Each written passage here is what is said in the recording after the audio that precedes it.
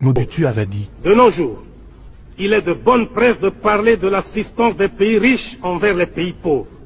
Quand un pays riche donne ne fût-ce qu'un kilo de médicaments à un pays pauvre, on mobilise la presse, la radio et la télévision.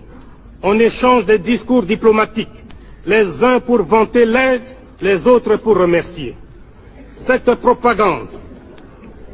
propagande a même suscité chez certains théoriciens des pays riches une opposition à l'assistance aux pays pauvres. Car, disent-ils, ce sont les pauvres des pays riches qui enrichissent les riches des pays pauvres. Il n'y a rien de plus faux. Car, si on examine bien, on constate que paradoxalement, l'assistance profite avant tout aux pays donateurs. En effet, quelles sont les formes d'assistance? On peut en distinguer notamment trois. Les bourses d'études pour les étudiants, l'assistance en personnel, l'assistance financière. Quand on accorde une bourse d'études à un jeune étudiant d'un pays pauvre, cette bourse est dépensée totalement par l'étudiant dans le pays riche. Il arrive même que la bourse ne suffise pas et que le pays pauvre consente à donner un supplément, c'est-à-dire, en fait, un transfert de capitaux du pays pauvre vers le pays riche. Il en est de même de ceux qu'on appelle les coopérants techniques, dont les salaires sont dépensés dans les pays d'où ils sont ressortissants.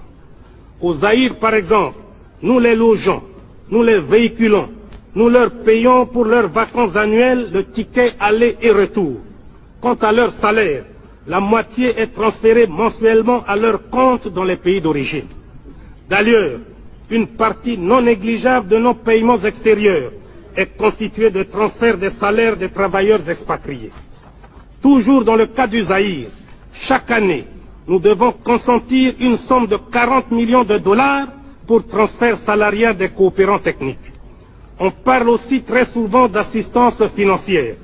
Mais, si on y regarde de très près, on constate que les crédits des pays donateurs sont d'une part grevés de conditions de fourniture d'équipements et d'autre part assortis de taux d'intérêt exorbitants et de délais de remboursement très courts. De plus, ils restent dans les coffres des banques des pays riches et le pays bénéficiaire n'en reçoit pas un seul centime à dépenser localement. Il se passe donc comme si l'on finançait un pays pauvre sans que celui-ci ne bénéficie de ce financement. On dirait, pour utiliser le langage des financiers, que nous assistons là à une espèce d'autofinancement des pays riches eux-mêmes.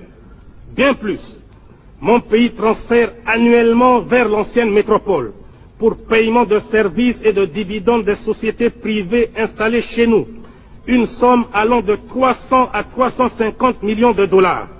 C'est pourquoi je me demande finalement qui assiste qui. Je suis convaincu